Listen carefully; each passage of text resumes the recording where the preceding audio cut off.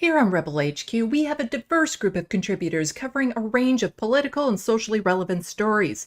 Most of the stories are serious and consequential, but every now and then we get tossed a story that tests the outer limits of our professionalism. According to CNN, the launch of NASA's historic Artemis 1 moon mission has been postponed after the team was unable to work through an issue with one of the rocket's 4 engines. Okay, but the really important thing is that when we do go to the moon, we have a lesbian on the moon. Lesbians on the moon. This is what we need. It sounds like a bad pornography. Okay, here we go. I'm going to do my best to give you my hard-hitting analysis. This is Rebel HQ. I'm Sandee Lovas. Ben Shapiro, a collection of right-wing talking points and a woodpecker that fell into a vat of chemicals stored in Mike Lindell's rundown pillow factory to become the Daily Wire's soulmate, is more than happy to tell you how to live his life. But he's probably best known for his cover of Cardi B's WAP. I said certified freak 7 days a week. Wet ass P-word. Make that pullout game weak. Yeah, you effin' with some wet ass P-word. P-word is female genitalia. Bring a bucket and a mop for this wet-ass P-word. It's telling that for Ben, whenever lesbians are mentioned, his mind goes directly to adult videos. Lesbians don't exist for male gratification.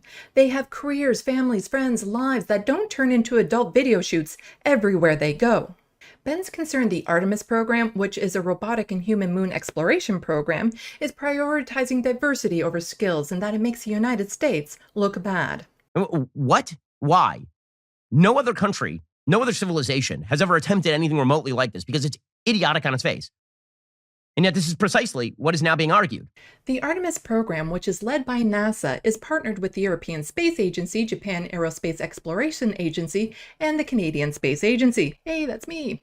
Also, the Artemis Accords, an established framework for cooperation in the civil exploration and peaceful use of the Moon, Mars, and other astronomical objects, has been signed by 21 countries. So no, not just the states. Kamala Harris, the Vice President of the United States, explaining that the key to space exploration is that we send up a diverse group of people to space. I don't know why that's the key to space exploration. I thought it would be, the most qualified people that we ought to send to space. One of the astronauts selected for the Artemis program is Ann McClain. She's already been to space. She also happens to be a lesbian, and not even the first lesbian in space. She wasn't selected because she's a lesbian, but because she's the best qualified for the job. Ben is so quick to put people into boxes saying men are the best at this or women are the best at that. Has he ever stopped to consider that maybe lesbians are the best equipped for space travel? That perhaps they're the best at figuring out voids. Or maybe he's just jealous because he wants to go. There's no moisture on the moon and lots of craters, and he has tons of experience exploring dry holes.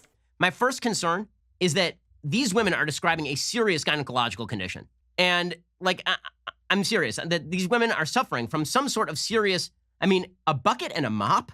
This sounds like there's something that is going on here that is not biologically normal. Look, for the mission to succeed, you need people who are good at pushing the right buttons, who can caress the numbers and tweak the dials ever so slightly so that everything goes off without a hitch. If the timing isn't just right, you can miss the target, and the mission would be anticlimactic and a disappointment for all involved. Men like Ben suffer from severe sexual repression. And I mean this sincerely. Men are hurt by the patriarchy that teaches them they need to dominate over women, that there's only one correct way for them to have sex, and anything outside of that makes them queer, which for them is bad. Men aren't taught how to explore their desires in healthy ways. If they attempt to talk about their curiosity, they're shamed and treated as perverts, so they keep it to themselves, feeling like there's something wrong with them for not wanting what real men want. They turn to adult videos, which they're also shamed for, but at least it's private. Many male role models even tell men it's wrong for them to please themselves. This leads to a lot of sexually repressed men, and they take their frustration out by controlling women's sexuality and demanding other men follow suit, which is wrong, horrible, and harmful. I'm not going to speculate on Ben's sexuality. There are straight men with internalized homophobia because they're so terrified they might be gay that they violently reject anything to do with other men in the chance they might like it. All I know is Ben wrote a book on the travesties of porn, yet seems to be very familiar with the subject. I have empathy for men who feel isolated, needing connections with people, and I want them to find healthy balances before they fall down the rabbit hole and harm others. I have no empathy for Ben because of his selfish perpetuating of the patriarchy that harms everyone. We'd all be better off if Ben focused on a dream of going to the moon. Getting into NASA is tough. Only the best lesbians make it. But if he really wants to go, it'd be easy for him to get there by getting a ride on Elon's rocket. I've never needed a toke so badly after making a video. For more of my stuff, look for me on social medias left of the box. Don't forget to hit buttons and leave comments. Thanks for watching. And until next time, get informed, get involved.